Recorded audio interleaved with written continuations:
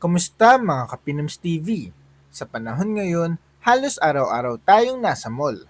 Kumakain, namimili, nanonood ng sine o simpleng nagpapalamig lang. Pero naisip mo na ba kung saan nagsimula ang mall culture sa Pilipinas? Bago pa dumating ang mga higanting malls na kilala natin ngayon, may mga nauna ng shopping centers na nagsilbing pundasyon ng modernong pamimili sa bansa.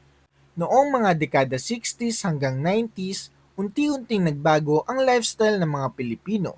Mula sa palengke at standalone stores, nagsimula ang konsepto ng iisang lugar kung saan makikita mo na ang lahat: shopping, entertainment at dining.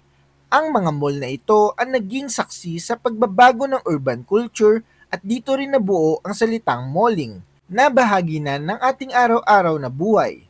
Sa video na ito, pag-uusapan natin ang 10 pinakamatandang mall sa Pilipinas.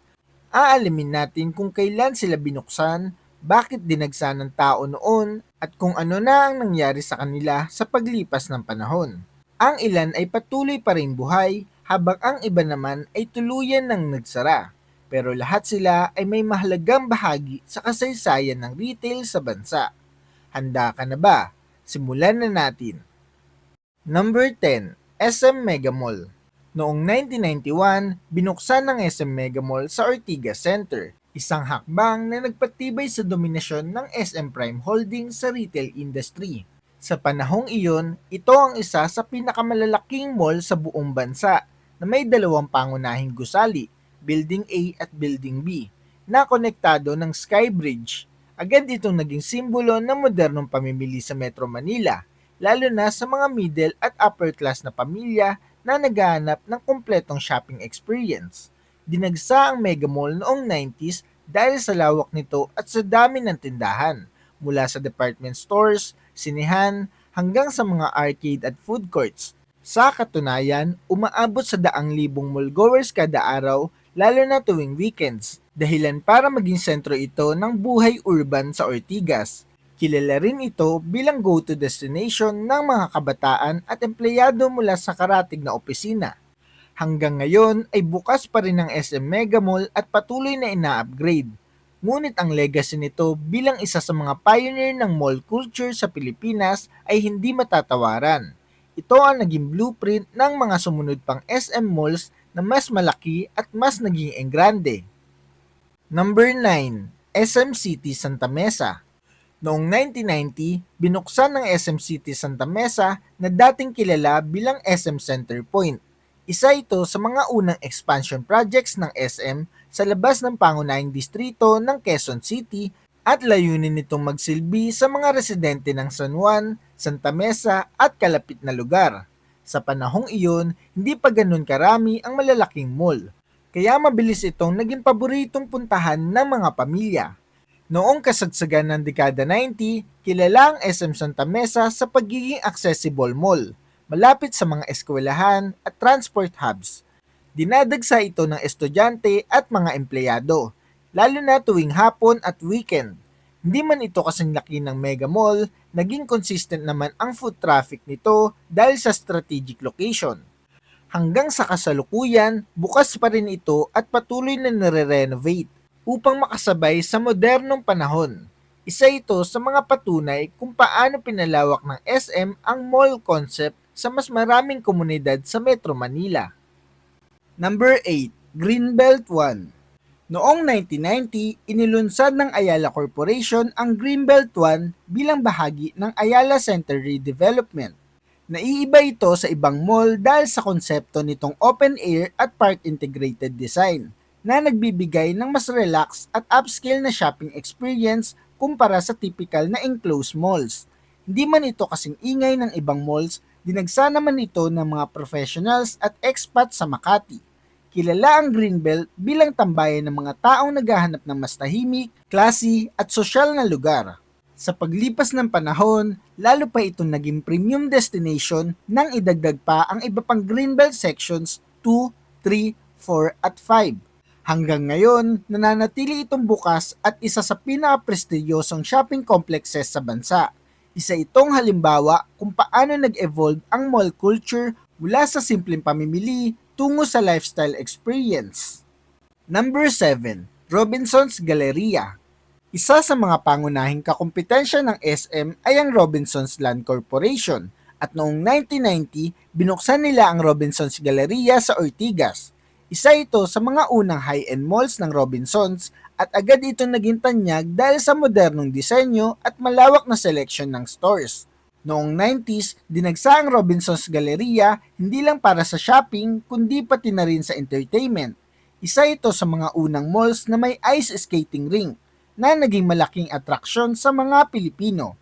Dahil dito, naging paborito ito ng mga pamilya at kabataan. Hanggang ngayon ay operational pa rin ang mall, bagamat sumailalim na ito sa maraming renovations. Patuloy ito nakikipagsabayan sa ibang mall sa Ortigas, dala ang legacy nito bilang isa sa mga unang premium malls sa bansa. Number 6, Isitan Cinerama Recto. Noong 1988, binuksan ng Isitan Cinerama Recto sa puso ng Maynila. Isa ito sa mga unang malls na pinagsama ang retail at cinema experience, kaya naging paboritong tambayan ng masa lalo na ng mga estudyante mula sa University Belt. Noong kasagsagan ng kasikatan nito, napakaraming tao ang bumibisita araw-araw dahil sa murang bilihin at accessible na lokasyon.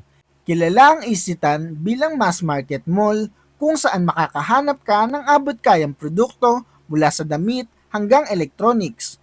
Ang sinihan nito ay isa rin sa pinakadinadayo noon. Hanggang ngayon ay bukas pa rin ang Isitan Recto, ngunit nagbago na ang itsura at imahe nito kumpara noong 90s. Sa kabila nito, nananatili itong mahalagang bahagi ng kasaysayan ng retail sa Maynila, lalo na para sa mga lumaking estudyante sa paligid ng Recto at Quiapo. Number 5, SM City North EDSA. Noong 1985, binuksan ng SM City North EDSA ang kauna-unahang mall ng retail tycoon na si Henry C. Sr. Sa gitna ng political at economic instability ng bansa noong panahong iyon, isang matapang na hakbang ang pagtatayo ng napakalaking shopping complex sa EDSA. Ngunit sa halip na mabigo, ito ang naging simula ng mall empire ng SM. Sa mga unang taon nito, dinagsa agad ang SM North dahil sa kakaibang konsepto. Isang lugar kung saan maaari kang mamili, kumain, manood ng sine at magpalipas ng oras nang hindi na kailangan lumabas. Umaabot sa libu-libong mallgoers araw-araw at mas dumadami pa tuwing weekends at holidays. Kilala rin ito bilang paboritong tambayan ng mga pamilya at barkada noong dekada 80 at 90. Hanggang ngayon, bukas pa rin ang SM North EDSA at patuloy na lumalawak na ngayon ay isa na sa pinakamalalaking malls sa Southeast Asia. Isa itong buhay na simbolo ng pagsisimula ng malling culture sa Pilipinas. Number 4, Harrison Plaza. Binuksan noong 1976, ang Harrison Plaza ang kinilalang unang major shopping mall sa Metro Manila. Bago pa sumikat ang SM at Ayala Malls, ito na ang sentro ng pamimili at libangan sa lungsod. Matatagpuan ito sa Malate, isang lugar na kilala sa nightlife at urban lifestyle noong panahong iyon. Noong kasagsagan nito, dinagsa ang Harrison Plaza ng iba't ibang uri ng tao, mula sa mga estudyante hanggang sa mga pamilya at turista. Isa ito sa pinakabuhay na lugar sa Maynila kung saan makikita ang halo ng shopping, entertainment at social life. Maraming sinihan at tindahan ang naging dahilan kung bakit ito ang naging paboritong puntahan noon. Ngunit sa paglipas ng panahon, unti-unti itong naluma at nawalan ng customers dahil sa pag-usbong ng mas modernong malls. Noong 2019, tuluyan itong isinara at kalaunan ay giniba upang bigyan daan ang redevelopment. Sa kabila nito, nananatili itong mahalagang bahagi ng kasaysayan ng mall culture sa Pilipinas. Number 3, Ali Mall. Noong June 1976, binuksan ng Ali Mall sa Cubao at pinangalan ito sa boxing legend na si Muhammad Ali matapos ang kanyang makasaysayang laban sa Pilipinas. Isa ito sa mga pinaka-advanced mall sa Asia noong panahong iyon. Ang Ali Mall ay kinilalang unang fully enclosed at air-conditioned mall sa Pilipinas, kaya naman dinagsa ito ng mga tao na nais maranasan ang kakaibang comfort habang namimili. Sa panahon na mainit at masikip ang karamihan sa mga pamilihan, naging game changer ang konseptong ito. Libo-libong tao ang bumibisita araw-araw lalo na mula sa iba't ibang bahagi ng Metro Manila. Hanggang ngayon, bukas pa rin ang Ali Mall at bahagi pa rin ng Araneta City. Bagamat sumailalim ito sa modernisasyon, dala pa rin nito ang legacy bilang isa sa pinaka-modern mall sa bansa. Number 2, Green Hills Shopping Center. Noong 1970, binuksan ang Green Hills Shopping Center bilang isang open-air commercial complex. Hindi pa ito katulad ng mga modern malls ngayon, ngunit ito ang naging pundasyon ng retail evolution sa bansa. Sa kalaunan, unti-unti itong naging enclosed at mas pinalawak. Noong kasagsagan nito, dinagsa ang Green Hills dahil sa kakaibang kombinasyon ng Tiangge, branded stores at electronics market. Kilala ito bilang bargain capital ng Metro Manila, kung saan makakahanap ng mura ngunit kalidad na produkto. Libo-libong shoppers ang bumibisita araw-araw lalo na tuwing weekends at holiday season. Hanggang ngayon, bukas pa rin ang Green Hills at patuloy na dinadayo ng mga tao, lalo na para sa gadgets at jewelry. Isa ito sa mga pinakamatibay na patunay kung paano nag-adapt ang isang lumang mall sa modernong panahon. Number 1, Farmers Plaza.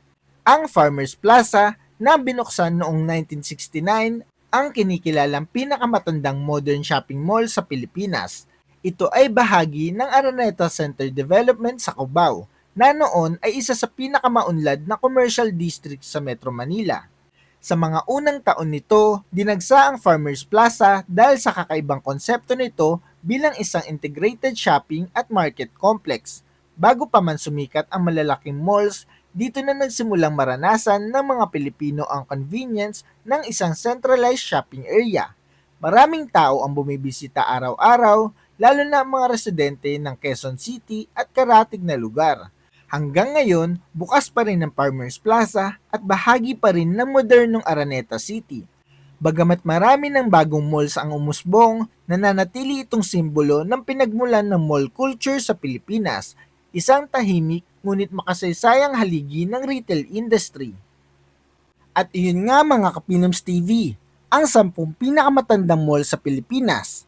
Sa paglipas ng panahon, malinaw na ang mga mall na ito ay hindi lang simpleng lugar para mamili. Sila ay naging bahagi ng alaala at buhay ng bawat Pilipino. Mula sa unang air-conditioned shopping experience hanggang sa mga tiangge at sinehan na dinadayo ng masa, ang mga lumang mall na ito ang naglatag ng pundasyon ng modernong retail industry sa bansa. Habang patuloy na umuunlad ang mga bagong malls ngayon, mas malalaki, mas moderno at mas engrande, mahalagang balikan ang pinagmulan ng lahat. Dahil kung wala ang mga naunang mall na ito, maaaring hindi ganito ka-evolve ang shopping culture natin ngayon. Ang bawat isa sa kanila ay may kwento ng tagumpay, pagbabago, at minsan pagwawakas. Ngayon, ako naman ang magtatanong. Ikaw, nakaabot ka ba sa isa sa mga mall na ito noong kasagsagan nila? Alin sa mga mall na ito ang may pinakamatinding alaala para sa iyo? At sa tingin mo, may mga mall ba ngayon na magiging historical rin pagdating ng panahon? I-comment mo sa baba ang sagot mo para mapagkwentuhan natin yan. Kung nagustuhan mo ang ganitong klaseng content, huwag kalimutang i-like, i-share ang video at mag-subscribe sa ating channel para updated ka sa mga paparating pa nating videos. Mga Kapinoms TV, maraming salamat sa panonood. Hanggang sa muli, ito ang Pinoms TV.